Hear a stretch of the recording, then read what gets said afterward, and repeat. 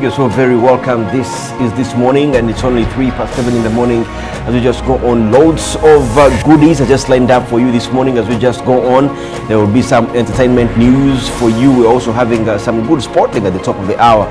Plus, of course, there will be perspective where we're going to be dissecting some stories for you to make sure that you are in the know and you know things in detail. Plus, of course, at 9 we shall be having the Mogu. It's about business, but before that we shall also be having what's trending in between there, and of course something about fashion. So make sure that you stay with me as we just go on this morning.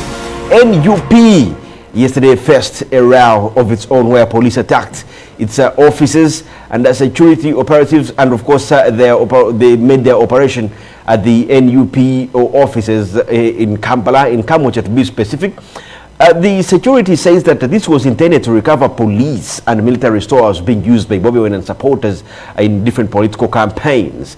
Police said that the army raided the NUP office plus several shops in different parts of Kampala where they recovered NUP branding materials, including t-shirts and of course red berets, which were put on by these people. Now, yesterday there was also a joint conference, of course, on Wednesday evening, where police and the army told journalists in Kampala that it was illegal for civilians to wear berets, of course, matching outfits, and of course, insignia, camouflage fatigues, plus boots familiar to those of armed forces.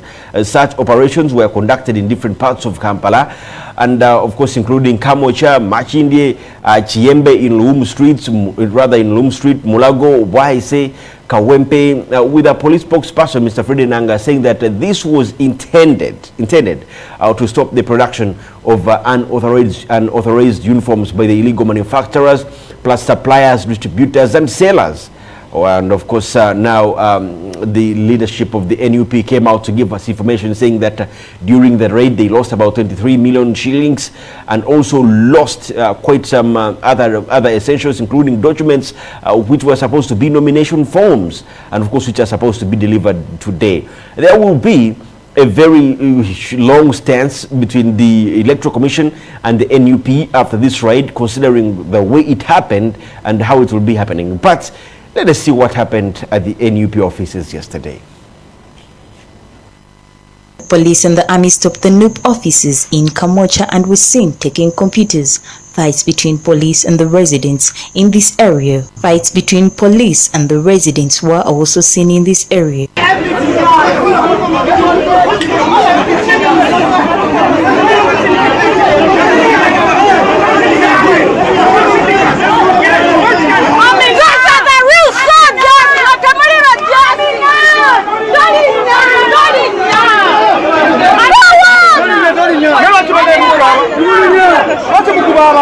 The police was also seen at other NUP offices in different parts of the country, including those in Bwaise, Kampala, where they took the computers.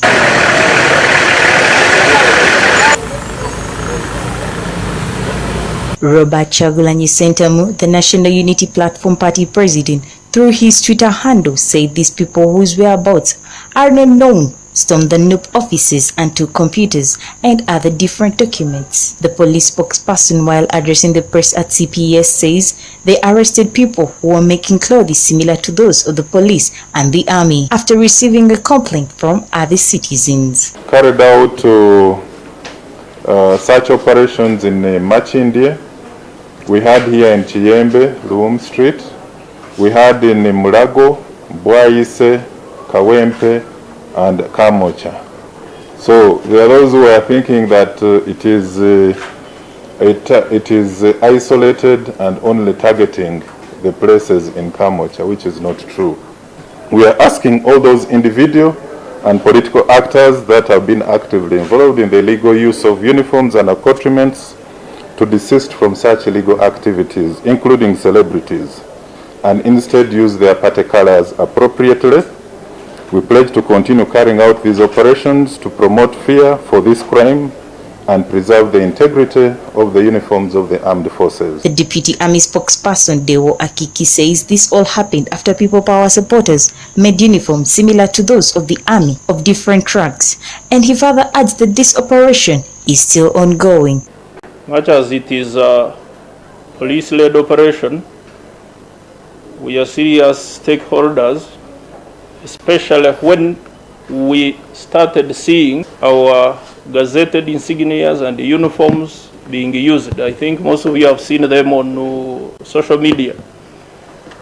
These were not photoshops, because even some people were arrested, and we are continuing to arrest anyone alongside the police who will be found putting on something that is similar in design and in make, as Commander Nanga has said. Some time back, you saw when we were starting these online shows, there was a group, there was one TV station which approached us, wrote, rules were given, and they were allowed to use military uniforms. Some of the actors were given uniforms. As he said, there are strict rules on when someone uses temporarily a military store, what we call military stores. Now TV, News Now. It was one of the most, the saddest things I've seen in this country so far. That's a breakdown on democracy, I do think, and also something really that we should recon on and see if the government can break down and enter into the offices of the opposition, even in this year. We've seen this happening at the FDC offices where some computers were taken and a couple of documents, of course, gone with. But this, I knew this had changed for the country. But it looks like everything is just continuing. But let's continue.